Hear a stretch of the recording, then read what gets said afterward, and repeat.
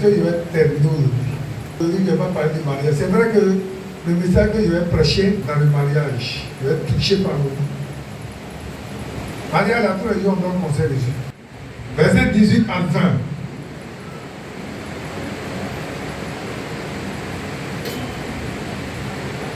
Donc, c'est le même message. Hein. Donc, vous qui êtes là, ne soyez pas déplaisés. Le message même va vous faire du bien aussi.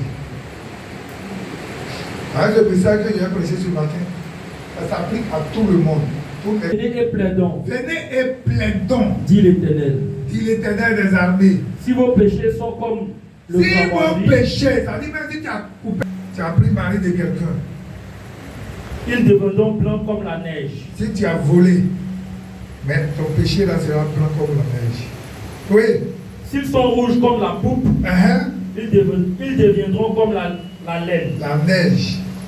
Au verset La 19. laine, oui, la laine.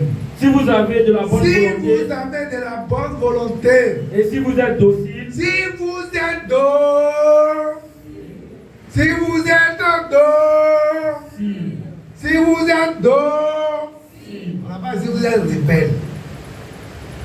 Il y a des gens, ils sont des cabris, c'est ça. Si vous êtes comme des brebis là, dociles là, c'est comme on est brebis. Allons-y, on fait quoi? vous mangerez les meilleures productions du Vous pays. mangerez la meilleure production du pays. Au verset 20. Mais si vous résistez Mais, si vous résistez, et si vous êtes rebelle, avec on dit quand vous résistez, si toi on ne peut pas te changer, il y a des gens là, ça fait 20 ans on prêche, mais leur vie là c'est la même chose. C'est ça on dit si vous résistez. Si vous résistez, et si vous êtes rebelle, et si vous êtes rebelle, vous serez dévoré par le vous glaive. serez dévoré par le glaive. Oui, Car la bouche de l'Éternel car la a bouche de l'Éternel a, parlé. car la bouche de l'Éternel a, car la bouche de l'Éternel a. Seigneur, bénis ta parole, donne-nous l'intelligence de la comprendre, au nom de Jésus. Amen. Prêcher un message pour amener les gens à être transformés. Mais maman, il n'est pas le message de séduction. Hein. On a dit pour un rappel, vous êtes n'était pas là que la réparation. Les implications ou bien les retombées ou bien les bénéfices d'une repentance sincère ou bien une sincère repentance. Quand la repentance est sincère, quelles sont les retombées? C'est ce qu'on va voir ce matin. C'est le test, hein? Le test est là, on va décortiquer le test. Vous voyez les premiers résultats, il dit, si vos péchés, il dit, si vous plaidez là, vos péchés qui sont comme le cramoisi, vont devenir quoi? Blanc comme quoi? La neige. Ça dit si nos péchés là, ce qu'on a fait là, c'est ce que j'étais dit tout à l'heure, même si tu as tué quelqu'un, si tu as volé quelqu'un, je ne sais pas, tu as fait quoi, je ne sais pas quelqu'un. Attends, il y a des gens qui ont dit péché là, c'est péché de sexe au monde. Le mensonge c'est un péché. Et puis quoi encore? Le vol c'est un péché. Quoi encore? Calomnie c'est un péché. Tout ce qu'on fait là qui n'est pas bon devant nous, c'est un péché. Et le Seigneur dit que si nos péchés sont comme le cramoisi, le Dieu il va rendre ça blanc, comme la neige. Si nos péchés sont rouges comme le pourpre, c'est ça non? Il dit si nos péchés sont rouges, si vos péchés sont rouges comme la pourpre, pardon, s'ils sont rouges, donc il prend le premier point, il dit cramoisi, si nos péchés sont comme le cramoisi, ils vont devenir quoi? Blanc comme la neige. Maintenant, s'ils sont comme rouge comme la pourpre, ça va devenir comment? Comme la neige. La laine. Ça veut dire quoi? Quel que soit, quel que soit le type de péché que tu as commis, quel que soit le temps que tu as mis à commettre ce péché, mais si tu abandonnes, si tu te répands, je vous ai dit aussi que la repentance là, c'est quoi? C'est changement de position, changement de voie, changement radical. Ça veut dire que tu as pris telle voie et tu te rends compte que la voie n'est pas bonne, tu changes de voie. C'est ça la repentance. Reprendre la pente. Tu as pris une voie et tu te rends compte que cette voie que tu es en train d'emprunter là, elle n'est pas bonne. Moi je vois des gens par exemple qui ne parlent pas avec les parents. Ils sont en parlable avec tout le monde. Avant qu'il était en train de laver, puis Dieu me donnait une parole. Il dit si nous plaidons, si vous lisez en haut, il parle des différents types de péchés, comment les gens ont commis des péchés, ils ont fait ceci, ils ont fait cela. Mais il dit venez, plaidons. Alors, si nous plaidons là, quel que soit le type de péché, mais il va nous pardonner, c'est ce que ça veut dire. Alléluia. Et il continue pour dire que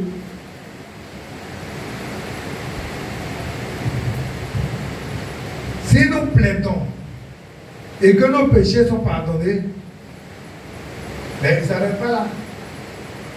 Parce qu'il y a des gens aussi, leurs péchés, on dit, Seigneur, il y a des gens à l'église, quand tu vas les voir, ils vont pleurer, tu vas dire, ah, vraiment, le frère là. Vraiment. Mais c'est un cabri, c'est-à-dire, ce qui te montre là. C'est pas moi, les hommes de Dieu, on fait beaucoup d'erreurs dans les églises. On nomme des gens, et puis après, on se rend compte que c'est des cabris. Parce que, le gars, même quand il va pleurer comme ça, tu vas le voir, il dit, ouais, le frère là, non. Ça, là, non, il est converti. Mais attends, lui-même, c'est Judas même qui est là, il n'est même pas encore converti un peu. C'est ça qu'on appelle les larmes de crocodile. Ça veut dire qu'il n'est pas. Si tu ne fais pas attention, donc tu vas faire trop d'erreurs. Mais c'est pas le Seigneur qui n'arrête pas là, il dit, tu as plaidé, non. Mais si ton péché est comme ça, il n'est pas pardonné, il n'est pas. Mais il continue. Il dit, bon, mon ami, la suite là, il dit, si vous avez de la bonne volonté, et si vous êtes docile, ça dit, tu as pleuré, non? Les larmes ont coulé, on a vu, oui, ça là, on devait te faire. Mais il dit, c'est la suite des temps, là, on regarde, on dit, si tu es docile, si tu as de la bonne volonté, ça dit, on sent que tu fais de bonnes choses. Dans tes pratiques là, on sent que tu as changé vraiment. Ah, le frère là, non. Non, il est converti. La sœur là, elle est vraiment convertie. C'est ça que les raisons. Il dit, si vous avez de la bonne volonté, et si vous n'êtes pas docile, docile, la Seigneur a dit tout à l'heure, pourquoi le Seigneur dit on est brebis? Ça veut dire quand quelqu'un est docile, ça veut dire quoi? Docile veut dire quoi? C'est des pas les animaux qui sont dociles. Dociles, il dit on mangera les meilleures productions du pays. Un jour, vous savez qu'il y a des gens qui ont un travail là. Ça veut dire que quelqu'un cherche un travail et puis on le prend et puis on dit il faut que tu vas faire travail. Parce qu'on a vu le frère, on sait que le frère il est bon. Lui là, il peut travailler, il peut réussir dans le travail. Donc si c'est faux, dis-moi c'est faux. Il y a des gens qui ont un travail comme ça à cause de leur comportement. Ou bien ils sont rentrés dans un poste comme gardien, peut-être même vigile. Et puis étant là, Dieu ouvre une porte. Et puis ils transcendent dans le travail à cause de leur comportement. Parce qu'ils sont dociles. On a vu en eux qu'ils ont de la bonne volonté. Donc le Seigneur dit si on a de la bonne volonté. Si on a de la bonne volonté, il dit on va manger les meilleures productions du pays. Ça dit tout ce qui est bon là, ça sera pour nous. Mais la condition, il faut être docile, il faut avoir de la bonne volonté. C'est quoi avoir de la bonne volonté? Quand toi tu te disposes à contribuer à l'avancement de l'œuvre, c'est ça qu'on appelle avoir de la bonne volonté. Ton frère a des problèmes, tu t'assois avec ton frère, tu compatis à sa douleur, c'est ça avoir de la bonne volonté. Ton frère se marie, tu n'es pas aigri. Tu viens participer au mariage.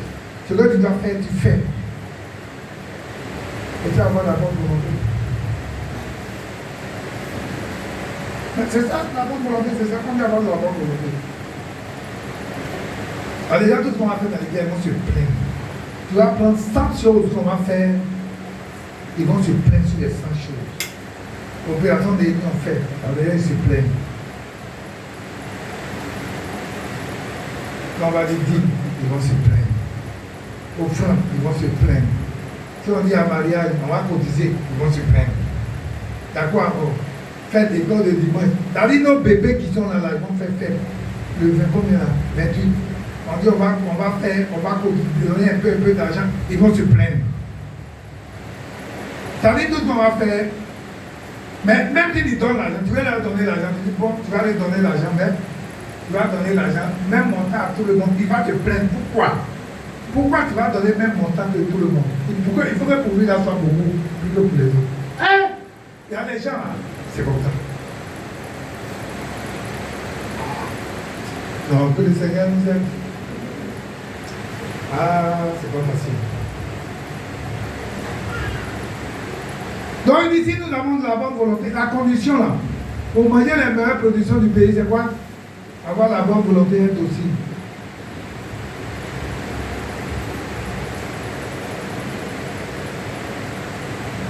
Mais si on n'a pas la bonne volonté, on ne peut pas bénéficier de tout ce que je suis en train de vous dire. Vous voyez, les gens m'ont dit jeunes qui se plaignent. Ça dit jeunes, mais vous ne savez pas que jeunes là. Ça dit, sur le plan spirituel, vous gagnez quelque chose. Sur le plan physique, vous ne savez pas que quand quelqu'un est d'une certaine forme, ça dit que ça ouvre des portes à plusieurs maladies dans sa vie. Vous ne savez pas ça. Ceux qui sont en forme, qui font plus de 100 kilos là, quand vous les voyez, vous ne savez pas qu'ils souffrent. Hein? Mais quand on dit on va faire jeûne, le jeûne là, spirituellement, ça te bâtit spirituellement, mais sur le plan physique, ça va nettoyer beaucoup de choses dans ton corps. Moi, il y a quelqu'un de point là, c'est lui qui nous note. C'est le Seigneur qui dit, bon, tant là, il a vu son comportement, il veut lui accorder telle grâce. Tant là, il a vu son comportement, il n'a qu'à souffrir un peu encore, il n'a pas encore changé. Tant là, il veut lui accorder telle faveur. Donc, moi, ça se passe avec le Seigneur. Mais c'est spirituel, on ne voit pas. Et il y a des grâces que tu vas avoir dans le jeûne.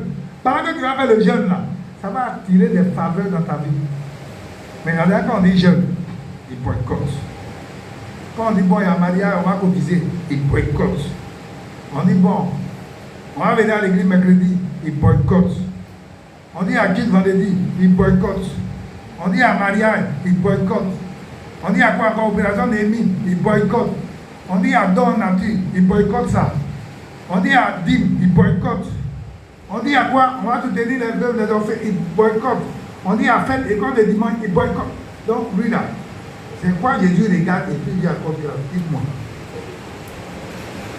Donc vous voyez pourquoi les gens sont dans l'église et puis vous les voyez, mais ils souffrent. On ne comprend pas. Et puis quand ils sont là, ils font tout dans l'église là, même Dieu ne bénit pas. Dieu ne bénit pas quoi? Dieu bénit trop dans l'église là. Non, Dieu ne bénit pas dans l'église là. Vous mangerez la meilleure production du pays.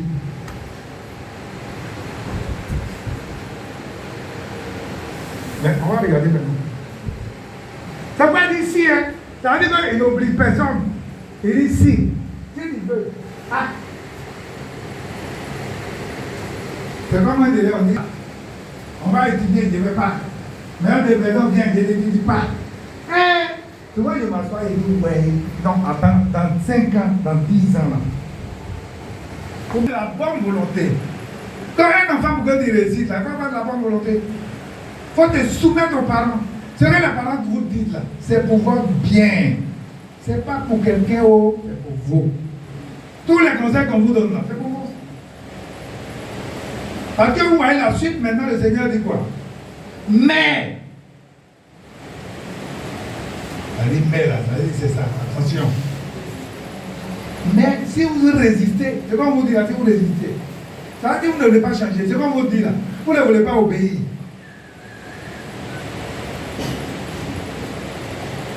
Si vous résistez, si vous êtes rebelle, c'est ça. Ça veut dire qu'on résiste, on ne veut pas accepter ce qu'on dit. Tout ce qu'on dit, il y a des gens ici, tout ce que l'homme ne dit pas, ils vont se plaindre. Mais moi, je vous donne un conseil.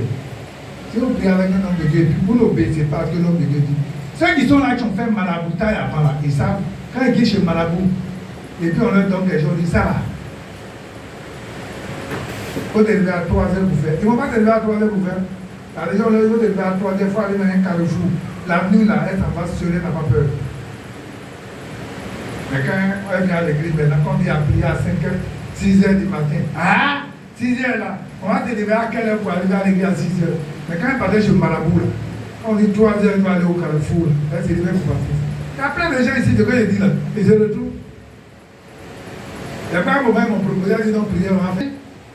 Vous serez dévorés par le glaive.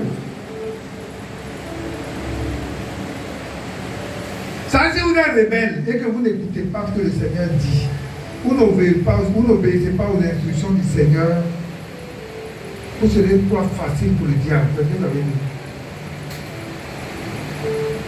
Voilà, imagine quand quelqu'un se révèle contre moi, et puis il s'en va. Ou bien il a poussé un message, et puis il n'est pas d'accord, et puis il est rebelle, tu murmures, tu t'en vas. Les gens me disent, il m'a dit ça, ou bien il a fait ça.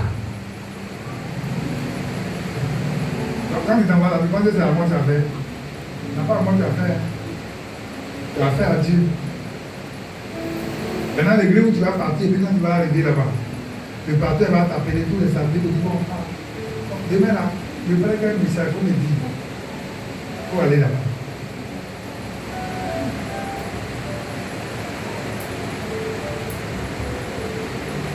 Voyez, on vous résistez.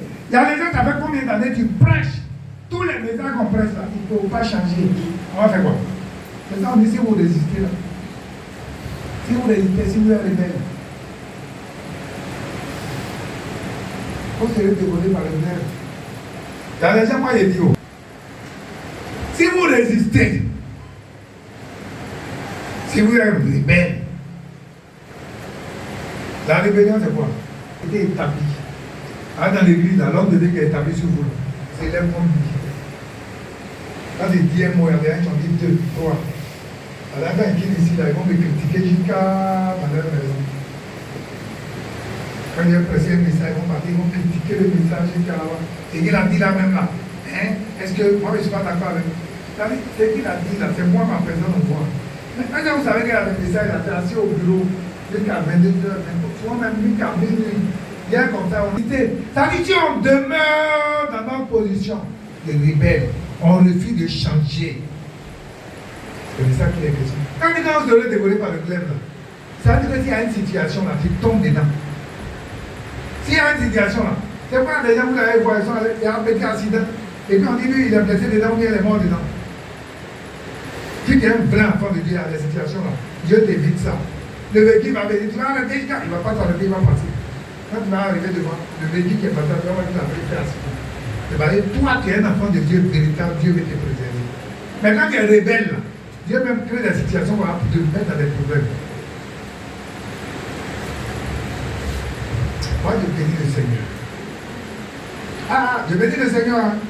Vous savez, avant, il y a des choses qu'on va tirer de ce passage-là.